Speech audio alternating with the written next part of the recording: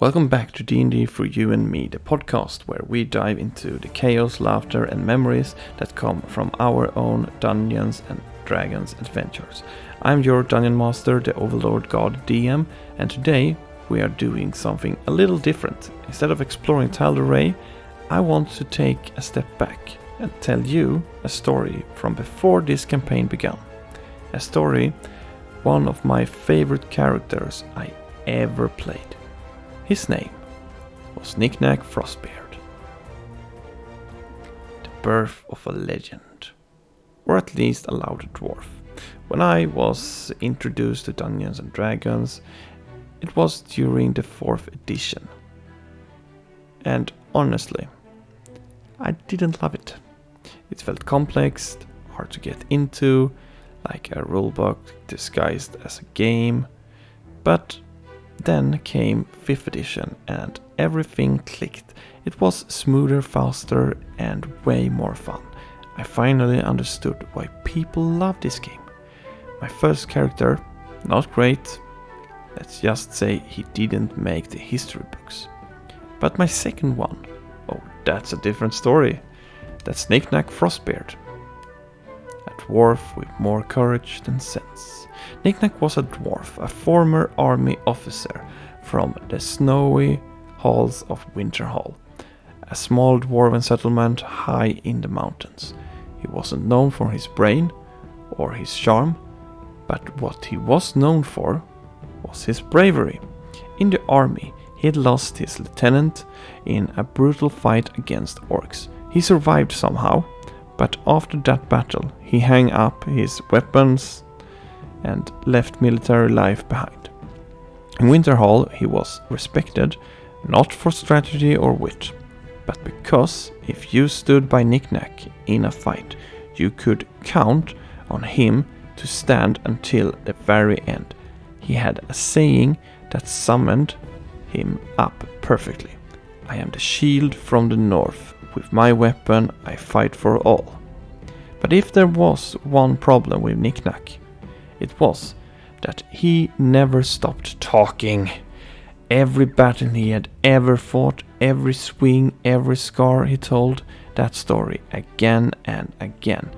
And when he faced something new, he improvised, usually badly. A barbarian with a big heart and a smart intelligence score. Knick Knack was a barbarian. For those unfamiliar, a class built to take hits, shrug off pain and keep fighting when everyone else ran. He had a strength that could bend steel, a constitution that could survive a fireball, and an intelligence score of 6. Yeah, 6. He wasn't exactly solving riddles, but he sure could swing an axe. When combat started, the others wanted to plan strategies, but Knick Knack's plan was simple. Attack first, think later. It didn't always make him popular with the group. The Dragon Cult incident. One of my favorite and most chaotic memories with Knick Knack was when he fought a dragon cult. We had just defeated the dragon and suddenly his worshippers, a swarm of kobolds, surrounded Knick Knack after he started to talk with them and tell them he killed their leader. Inexperienced as I was back then, I panicked. Yeah, Knick Knack called out for help, yelling for his allies to come save him. But then something clicked.